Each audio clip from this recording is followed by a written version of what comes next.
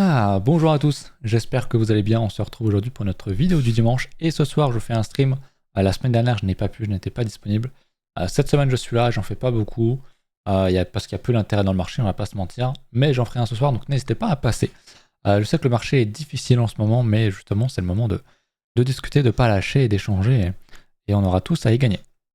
Vous le savez, le marché a fait son moins 30%, finalement on a refait une petite mèche, on va évidemment en reparler.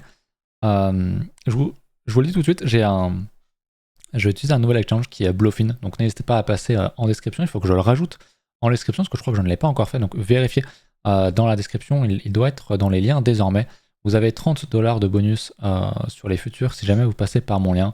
C'est un très bon exchange qui monte extrêmement rapidement depuis quelques temps. Moi c'est un pote proche qui me l'a recommandé parce qu'il y a une très très bonne liquidité. Quand il perd un trade, il se fait pas décaler son stop énormément ou quoi, donc vraiment c'est un pote qui trade qui en est extrêmement content. Donc du coup je vous le propose. J'ai discuté avec eux et voilà, je vous le propose, c'est normal. Voilà pour ça. J'ai généré une image d'une baleine qui mange des coins sur l'IA de Twitter, donc qui s'appelle Grok, qui est pas mal du tout honnêtement. Bon, la baleine est un peu agressive, elle a une nageoire, c'est la nageoire qui est censée être sa queue est sur son dos, mais à part ça, la qualité est quand même pas trop mal. Et je pense que je vais commencer à générer des images, des miniatures avec ça. Je pense que je vais commencer à m'y intéresser un peu plus sérieusement. Voilà. Dernière news, qui est un peu la news. C'est même pas une news en vrai, c'est pas le truc qui fait le plus parler en ce moment. Mais il n'y a pas grand chose honnêtement en termes de purement de news. J'ai l'impression de mon côté de vraies news crypto. Mais on a quand même quelqu'un qui nous dit. Un dirigeant de Vanek qui nous dit que les ETF spot sur Solana seraient a priori inévitables aux États-Unis, vu que ça a été fait et accepté au Brésil. Honnêtement, on nous avait dit que ça n'arriverait pas.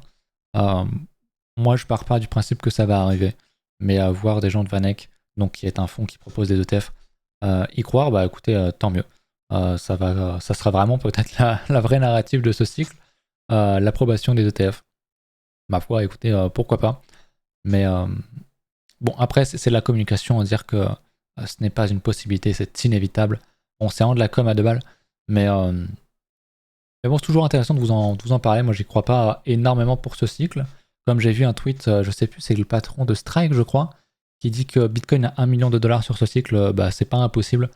C'est impossible. Voilà, je vous le dis, c'est quasi impossible. Rien n'est impossible sur les marchés. Mais nous faire exploser à 1 million, ça casserait vraiment tout ce qu'on a toujours tout fait en termes de cyclicité, alors qu'on est censé faire de moins en moins de perfs. Là, ça nous ferait vraiment encore une perte de fou. Moi, j'y crois pas du tout. Je pense que si on va entre 100 et 150 000, peut-être 200 000, allez, soyons fous, parce qu'il y aura beaucoup d'entrées, etc. Mais 1 million, j'y crois vraiment pas. Et pourtant, je suis aussi, vous le savez, je suis quelqu'un qui est quand même très souvent porté à la hausse, en tout cas dans un marché aussi, donc ça prend beaucoup de temps. Mais ouais, je suis très très orienté à la hausse. Mais là, le gars, il abuse un peu quand même. Voilà. Bref, on va retourner sur notre... on va rester sur notre hebdo, on va faire notre petite analyse du jour. Je vais me mettre ici. En hebdo, on est toujours, vous le voyez, sur cette grosse résistance ici en rouge. Je ne sais pas si vous la voyez bien. Hop, on va étendre tout ça. On est toujours sur cette grosse résistance de l'ancien ATH de 2021. On l'a tagué plusieurs fois les plus hauts, on retravaille encore. On compresse en faisant un range vraiment dégueulasse. Certains y verront ici un flag, certains y verront un petit peu ce qu'ils veulent. Mais le fait est qu'on compresse et qu'on ne s'éloigne pas de cette résistance. Donc moi je sais juste que graphiquement c'est quand même quelque chose qui est quand même plutôt aussi de bon signe et je ne serais pas étonné que dans les mois à venir on vienne par casser ceci. Et qu'on ait ici au final un énorme order block, comme on peut l'avoir sur du plus petit. On a une petite compression ici. Derrière, on a une belle cassure à la hausse. Voilà, ce genre de choses qu'on fait souvent. Ce qu'on a fait ici par rapport à l'ancien ATH aussi, ce qu'on fait un peu à chaque cycle, c'est une petite compression, avoir une grosse accélération derrière. Et je pense vraiment que graphiquement, c'est ce qui nous amène. Ça prend du temps, le marché aime beaucoup jouer avec nos burns pour rester poli. Donc c'est vrai que ça fait mal. On va pas se mentir, ça fait très très mal, surtout pour ceux qui n'ont pas acheté les structures de bottom. Moi en vrai ça va, parce que j'avais acheté des alts dans ces eaux là, donc ça se passe bien. Je pense qu'il y en a beaucoup aussi qui m'avaient suivi à l'époque, Depuis, j'ai pas fait de gros rachats majeurs, ou alors c'est juste avec les gains des autres. Donc il n'y a pas trop de soucis. Mais voilà, le fait est qu'on est toujours dans un range. J'ai redécalé la borne basse pour qu'elle soit beaucoup plus accurate. Mais on avait fait une première déviation ici, on l'a refait une seconde ici. Maintenant, la déviation actuelle par rapport à ce gros range avec la borne haute dans les 70 000 $ et la borne basse autour des 54 000 $, elle est ici. On l'a fait une grosse mèche. On est sur le Vegas en 3 jours, c'est pour ça que j'avais mis le texte ici. Quand tu vois ça, tu peux pas être bear. Tu n'es pas forcément bull. Tu es à minima neutre pour moi, avec quand même un biais qui est bull. La confirmation sera bien sûr la cassure des 72 000 $, une fois qu'on a fait une clôture plus haute, des 72, 73 même d'ailleurs, 1000 $. Donc voilà, moi honnêtement, je reste haussier. Alors certains diront que je suis tout le temps haussier, c'est faux. Honnêtement, je suis haussier quand le marché est haussier. Alors on peut tous se tromper évidemment, avoir un petit peu de latence dans son biais et dans sa lecture du marché, mais je reste majoritairement haussier. Faites attention toujours à comment est-ce que vous exposez sur le marché. Je le dis toujours, on m'a fait la remarque en commentaire que je remercie, parce que c'était un message qui n'était pas méchant ou quoi. On me disait justement, tu parles pas assez de gestion de risque, etc. Moi j'ai l'impression de vous saouler constamment avec ça, mais visiblement vous en redemandez encore, donc tant mieux. Attention à comment vous exposez, et il y a toujours de l'argent de côté pour subvenir à vos besoins. C'est dans ce genre de phase de marché qu'on comprend. Évidemment, même en termes d'investissement pur sur le marché, est-ce que vous êtes prêt à investir? Bien sûr, vous êtes prêt à le perdre, mais ne mettez pas tout dans un seul actif, diversifiez dans les différentes classes d'actifs, dans différents secteurs qui vous semblent porteurs, dans les grosses capitalisations, dans des petites. Réfléchissez bien à combien est-ce que vous mettez par-ci par-là en fonction de ce qui vous arrange et de ce qui vous met à l'aise psychologiquement aussi. Et sachez que le marché peut toujours dumper, peut toujours pumper quand il a envie. Quand on était très haussier aussi, je le disais, le DCA c'est bien, mais il faut attendre qu'on dump. Les alts vont prendre à moins 50% un jour ou l'autre dans un marché haussier, et on repartira, on refera des plus hauts ensuite. Quand est-ce que ça va arriver? Je sais pas. Moi, je vous parle de DCA depuis qu'on a fait cette grosse mèche ici. Donc le DCA c'est bien, mais ça ne veut pas dire on achète tout sur une semaine et basta. Ça peut prendre beaucoup de temps. Pour le coup, ça prend beaucoup plus de temps que ce que j'aurais pu penser, mais on sait que le cycle est passé, a pris pas mal d'avance, notamment Bitcoin. C'est pour ça qu'il range aussi énormément. Je vous le remonte, mais il me semble que c'était 28 semaines ou 30 semaines après le halving, où en théorie on est censé faire un ATH. Là on était sur 30 à peu près. Les autres c'était un peu quelque chose de similaire. On avait fait un ATH ici en cassant, c'était pareil, après 30 bars à peu près. Là on l'a fait avant. Alors c'était sur une mèche, donc ça compte pas vraiment. On voit qu'on est revenu en dessous, on consolide en dessous. Mais si on devait reprendre, je dirais une temporalité qui ressemblerait... Pardon, je vous avais pas mis sur le bon graphique. Si on devait reprendre une temporalité beaucoup plus... qui ressemble aux autres cycles, on devrait casser à peu près à novembre. Donc on s'en rapproche beaucoup plus. On rattrape notre retard avec ce gros range qui nous massacre, qui liquide énormément de monde, qui fait très mal sur les altcoins. Et pourtant, pour moi, on n'est pas en bear market. On passe pas en tendance baissière. Il n'y a pas de doute là-dessus de ma part, parce que je pense que le marché est toujours haussier. Après, j'ai peut-être tort, mais je suis mon biais. Mon biais est haussier, donc je fais en sorte de pouvoir toujours m'exposer sur le marché. Et j'ai des lignes rouges, comme je vous avais dit. Pour moi, on a un graphique qui est très clair sur Bitcoin et aussi sur les alts. Là, on l'a sur le total 3, donc le marché des alts. Si on casse ce niveau-là, on casse les structures et potentiellement, on inverse la tendance de fond, ce qui n'est pas le cas. On reteste un très beau niveau. Je ne pensais pas qu'on allait le retester à ce point-là. Vous le savez, je l'ai dit et je l'assume. Voilà, on ne peut pas tout savoir sur le marché, on ne peut pas avoir raison. Il faut des biais, il faut des avis et agir en fonction sur le marché. Maintenant, voilà, on est toujours haussier. On fait une très belle mèche en tapant le nuage Vegas ici hebdomadaire. On est toujours sur ce niveau, donc c'est un niveau de retest. Ça fait mal, on le fait sur un bon moins 30, moins 40% sur le total 3. Donc les alts, c'est au moins du moins 50, moins 70%. Mais graphiquement, c'est haussier. Pour moi, il est toujours dans une tendance qui est haussière. On reteste, c'est long, c'est très dur. Mais mon biais, ma lecture graphique du marché, c'est que c'est haussier. Si on casse ça et qu'on repasse en dessous, ok, ça aura peut-être été trop tard pour vendre, mais effectivement, je serais beaucoup moins sûr de moi quant au marché. Et sur Bitcoin, c'est pareil, je veux dire, on a toujours un très très beau, une très belle consolidation. On a une très belle résistance ici. Peut-être qu'on fera pas ça, c'est possible, encore une fois, le marché fait bien ce qu'il veut.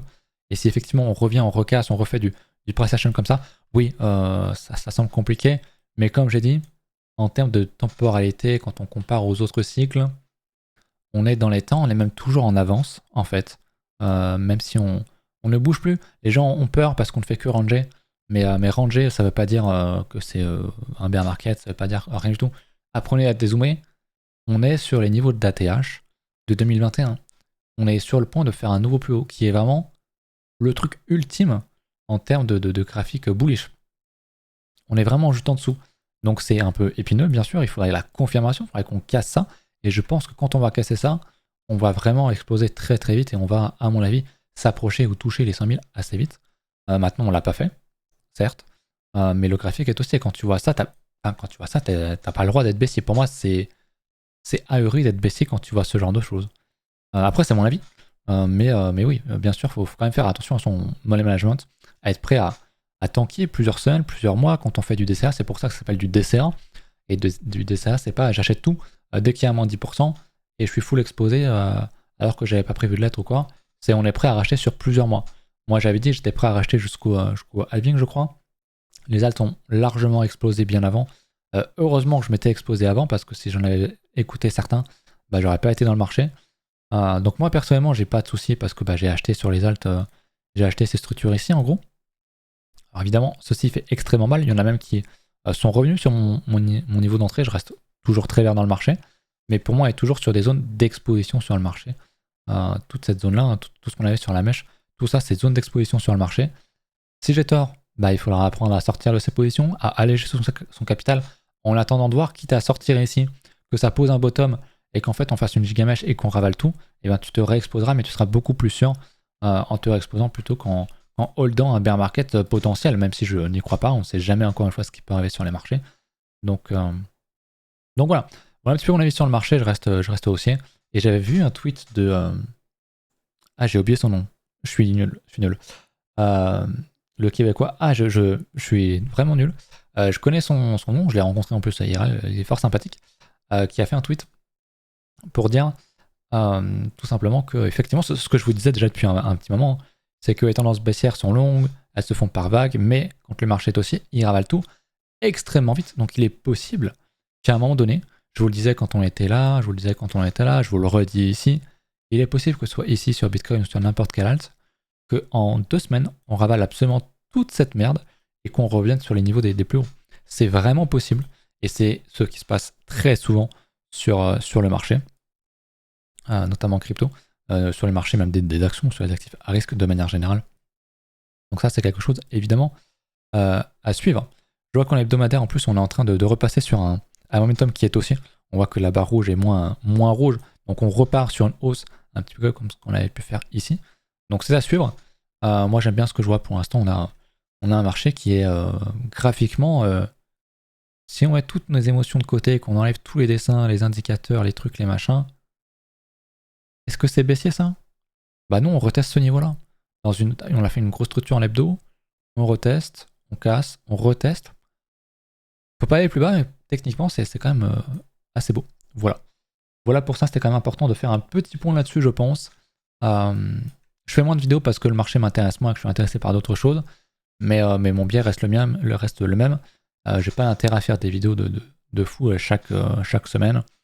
J'ai rien à vous vendre. Même si je vous parle de mes liens référents de temps en temps, concrètement, je vais pas faire des vidéos tous les jours pour brasser du vent quand il n'y a rien à dire. Et en ce moment, il n'y a vraiment rien à dire. Donc voilà. On a liquidé beaucoup de monde sur cette descente, vous le savez, notamment sur cette petite bougie. Mais on tient. Je vous remontre en daily. On a quand même bien tenu le plus bas.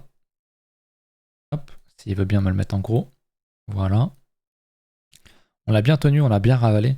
Donc on range. Et les ranges sont faits pour faire souffrir, pour faire douter un max les gens. Factuellement, qu'est-ce qui se passe? Aujourd'hui, 18 août, on est à 60 000 $. C'est exactement le même prix qu'on avait le 27 février, début d'année. 28 février d'ailleurs. On était tous extrêmement haussiers. On est dans un range. Factuellement, on est dans un range sur un niveau extrêmement historique, puisque c'est l'ancien ATH. Et historiquement, il n'y a pas... Enfin, factuellement, il n'y a pas de raison d'être bear ici. Ce qui ne veut pas dire qu'il faut acheter à tout va. Moi, j'aimerais vraiment qu'on casse et qu'on consolide les 72 000, les 73 000 qu'on casse. Alors, c'est peut-être un peu tard pour acheter pour certains. Au moins, c'est beaucoup plus fiable et beaucoup plus sûr qu'on repart à la hausse. Et je pense que quand on aura cassé ça, toute cette consolidation à la hausse, je pense que ça risque vraiment de péter très fort. Voilà. C'est pas impossible, improbable non plus qu'on fasse ça. Rien n'est jamais sûr dans les marchés. Moi, j'y crois pas des masses. Mais il faut quand même être prêt à toute éventualité, bien sûr. Voilà pour ça. En termes de spread, on est toujours négatif. Les gens ont quand même un biais qui est toujours quand même plutôt négatif sur le marché. Ça se voit également au funding, qui est quand même tout raplapla et extrêmement rarement négatif. On l'a été d'ailleurs il y a quelques jours, je ne sais pas si vous le voyez un tout petit peu, il y a un poil de rouge ici. Donc si on zoome, je pense en 15 minutes, ça va peut-être plus se voir. Voilà, il y a 2 jours, on a eu un petit peu de funding rouge, donc négatif, qui ont posé le bottom ici, qui ont reposé des bottoms ici.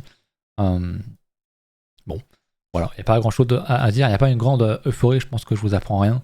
Le graphique parle de lui-même, les réseaux aussi, le nombre de vues également. Donc c'est bien, on est dans une zone toujours propice, voilà, ça prend du temps, ça prend beaucoup de temps. Je me répète, mais malheureusement, c'est le marché, il faut être vraiment patient. On a pris beaucoup d'avance, encore une fois, en début d'année, avec ce marché de compte qui a vraiment tout explosé. À faire un ATH avant halving, très clairement, personne ne s'y attendait. C'est pour ça que je vous dis que les fractales, c'est bien mignon quand tu as des choses à vendre ou que tu as envie de faire des vues sur YouTube, mais c'est pas forcément quelque chose qui fonctionne. C'est bien de regarder, c'est bien de comparer, mais il faut toujours se dire que il y a d'autres schémas possibles. Voilà. Pour l'instant, la théorie des cycles des 4 ans pour les cycles haussiers et baissiers fonctionne, est toujours d'actualité. Pour moi, il n'y a rien de vraiment différent, même si à chaque fois c'est différent. Mais voilà, on a fait un halving. Pour moi, on peut encore largement exploser à la hausse. Et comme je le disais, à peu près tous les 30 bars hebdomadaires, on casse la TH et on est encore dans ces temps-là. On n'est pas finalement spécialement en avance ou spécialement en retard actuellement. On a rattrapé à l'avance qu'on avait. Ce qui fait chier parce que les alts ont pris vraiment tarif. Mais on est là, tout simplement. Voilà. Alors ça, c'était pour le Total 3. On va regarder quand même quelque chose d'un peu plus intéressant. Un vrai actif qui est donc Ether plutôt que le Total 3, c'est pareil pour lui. On va cacher un petit peu tous ces dessins. On reteste avec une grosse mèche de liquidation. Si on close comme ça, la bougie hebdomadaire de la semaine dernière était quand même très bullish. C'est vraiment très bien, je crois que c'était un pendu que ça s'appelle. La confirmation, c'est une clôture hebdomadaire suivante plus haute que l'ouverture précédente. Donc on est quasiment sur le point de le faire. Donc c'est quelque chose qui peut être assez aussi, honnêtement. Même si, oui, ça fait mal. Ether, du coup, a pris quand même un peu cher. Il a pris 46%, quasiment moins 50%. Donc ça fait très mal. Les autres alts prennent tarif, mais vous êtes aussi dans ce marché pour ça, pour la volatilité. On n'est pas là à vouloir acheter de l'or pour espérer faire 10% en 10 ans. Il y a de la volatilité à la hausse en termes de gains, mais forcément les pertes, c'est pareil. Tout est corrélé. Donc c'est normal. Mais encore une fois, quand on regarde graphiquement, on compare toute la volatilité du mouvement, la structure est ici, on n'a pas cassé ce niveau-là. Pour moi, réintégrer le niveau des $2000 serait vraiment, vraiment pas bon pour Bitcoin. Et là, on consolide, on tient toujours le niveau des $2600, qui est un niveau qui a précédé la grosse accélération ici, qui est un order block ici, si on passe en mensuel ou quoi, ou en 2 semaines. Mais voilà, pour moi, le graphique est beau.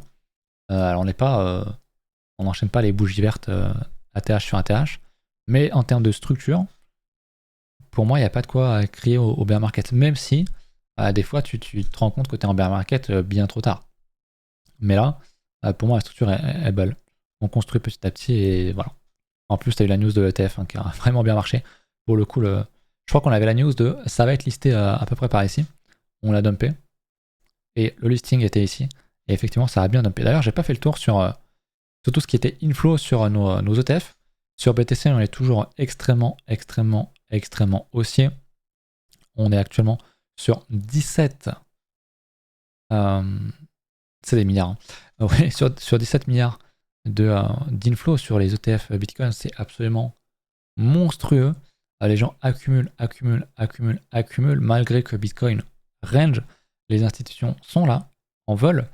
Et c'est ce que je vous dis, pour moi, ce serait pas étonnant, c'est que ici on a une grosse accumulation, et ce niveau-là, on viendra sans doute jamais le retester, parce que quand on va le casser, je pense vraiment qu'on va exploser vraiment très très fort. Et voilà. Et qu'on ne viendra pas à retester ce niveau-là, peut-être sur le prochain bear market, quand on reviendra, peut-être qu'on reviendra chercher ce niveau-là. Et encore, j'en suis pas forcément bien sûr. On l'a fait ici. Sur ce cycle, pour la première fois, on a retesté un ancien ETH. un ancien ATH sur Bitcoin. Est-ce qu'on va le refaire la fois d'après? Pas nécessairement. Bon, enfin bref, c'est une question pour dans quelques années, donc on va pas se faire chier avec ça aujourd'hui. Au niveau d'Ethereum, il se passe pas grand chose, en même temps le marché n'est pas ultra intéressant, mais pareil, j'ai l'impression que c'est plus un range, même s'il y a eu une vente massive à cause de Grayscale, donc les gens partent de Grayscale pour aller chez la concurrence parce que les frais sont bien moins élevés. On voit que chez Grayscale on est toujours à 2,5%, c'est vraiment énorme, alors que les autres on est sur globalement du 0,2, 0,25%. Donc c'est quand même bien. Grayscale aussi un 0,15, mais je crois que c'est un mini, enfin je sais pas, je sais plus exactement c'est quoi les détails, mais je sais qu'ils en ont deux pareils sur Bitcoin. Où ils ont à la fois les frais les plus élevés, mais à la fois aussi les frais les plus petits. Et on voit que ça vend quand même beaucoup de BTC et d'Ether de Grayscale pour aller sur la concurrence, chez la concurrence. Mais j'aimerais bien qu'on ait le même graphique qu'ici sur Ether pour voir l'inflow. Mais j'espère que ce sera vraiment une data qui sera disponible plus tard parce que là j'avoue que ça fait un peu chier. Voilà. Vous m'avez pas demandé spécialement de regarder des alts. De toute façon la vidéo est assez longue. On va quand même faire un petit point sur le marché tradi, c'est quand même important. Au niveau du dollar, bah, il se passe quelque chose que j'aimais que j'aimais beaucoup, que j'attendais vraiment qu'il se passe, c'est-à-dire une grosse chute du dollar, qu'on se dégage enfin de ce haut de range qui faisait peur pour une cassure à la hausse. Et finalement, bah, il range. Il vient rechercher son bas de range. Petit à petit, c'est bien. Mais ça aide pas énormément non plus nos actifs à risque, surtout les cryptos. Donc c'est bien ce que je vous disais, hein, des fois on est corrélé au dollar, des fois on l'est pas, on est dans un gros range, donc la corrélation n'est pas énorme non plus, en tout cas pas à 100%, loin de là. Par contre, au niveau des marchés tradis, bah, le dollar qui dump, bah, forcément, c'est un SP qui pump. On l'a fait, une très belle bougie de liquidation, un très beau doji. Semaine d'après, on enfile tout. À la hausse, on a retesté un beau niveau, et hop, on enfile tout. On ravale extrêmement vite, bah, finalement, la chute. Et on va partir sur des plus hauts vers l'infini et l'au-delà, comme d'habitude sur les putains d'actifs à risque, enfin sur les actifs, en tout cas sur les actions, sur les indices d'actions américains. Donc c'est assez fou, mais ouais, et quelque part je suis pas étonné. Et on aura quelque chose comme ça sur les gros alts qui survivront. Je pense qu'il y en aura beaucoup qui vont survivre quand même dans ce bull run. Ce genre de choses qui sont pas très belles, on met beaucoup de temps, beaucoup d'énergie. On pourrait sur ce niveau-là, hein, si on compare au SP. Ah, ok, on a bien liquidé, on met beaucoup plus de temps, beaucoup plus de sueur, beaucoup plus de sang aussi, parce que bah voilà, c'est beaucoup plus volatile. Là-dessus, on n'est pas sur un moins 30%, on est sur un moins 75%, et pour autant, graphiquement, on reste haussier. Et en termes de cycle, je pense que c'est toujours intéressant d'investir sur GFI par exemple. Je montre GFI, mais c'est un exemple parmi tant d'autres, j'en ai déjà beaucoup montré, et je pense vraiment que peut-être qu'on est... Vous vous souvenez, j'avais dit, il y a quelques mois de ça, quand on était, je sais plus, en avril ou en mai ou je sais plus trop quand, que peut-être que bah, déjà dès en août, même plus tard, j'avais dit ça peut-être même dès en mai, ou même juin, j'avais dit peut-être qu'en août on serait sur un ATH, que ce serait possible parce que quand on va tout ravaler d'un coup, on va vraiment tout ravaler d'un coup, et c'est ce que fait souvent le marché, et parce que là t'as peur, les gens vendent, et faut surtout pas les laisser rentrer dans le marché, et quand on va repartir comme ça. On va pas repartir gentiment. Ah les gars, regardez, on est capable de remonter plus haut. Donc je vous offre une entrée. Et allez, on y va. Et puis on monte, on va retester gentiment, on va rester bien aussi. Non, ça marche pas comme ça. C'est on monte extrêmement vite. On vient pas retester les niveaux. Putain, il veut pas dessiner. On monte extrêmement vite, on vient pas retester. On consolide, on remonte vite. Pour le coup, on reteste, mais après beaucoup de sang. Et je pense que ça va être pareil. On va ravaler toute cette baisse là. On va pas mettre autant de temps pour la ravaler. On va pas faire un truc comme ça, ultra long. Hop, on ira. Non, il y a vraiment très peu de chance. Pour moi, c'est pas du tout quelque chose auquel je crois. C'est pas du tout un truc auquel les marchés nous ont habitués. Et je pense vraiment qu'on va faire un truc comme ça, quoi. On va remonter, en moitié de temps, on va rattraper ça. Voilà. Mais ça, je vous en parle depuis déjà un petit moment. Bref, voilà, je pense que j'ai assez jacté. Je vous donne rendez-vous ce soir en stream. Je pense qu'on fera un stream aussi assez court parce qu'il n'y a pas grand chose à dire. Mais ce sera l'occasion de parler, ça fait un petit moment. Donc voilà, écoutez, je vous dis à ce soir pour les courageux. Et puis sinon, bah, la semaine prochaine pour une nouvelle vidéo. Salut. Et pensez au lien Bluffin dans la description. Très bon échange en devenir. Et pas de KYC, tout ça, voilà, c'est vraiment parfait. D'ailleurs, je le redis, mais ceux qui avaient de l'argent sur Bybit, pensez à le sortir parce que normalement, ils n'offrent plus de service aux Français. Donc vous risquez d'avoir de l'argent bloqué. Et c'est aussi pour ça que je vous propose des échanges où il n'y a pas de KYC. Et je devrais vous en proposer d'ailleurs un vrai partenariat plus tard prochainement. Mais j'ai pas de nouvelles, donc voilà. On en reparle plus tard. Allez, salut, à la prochaine.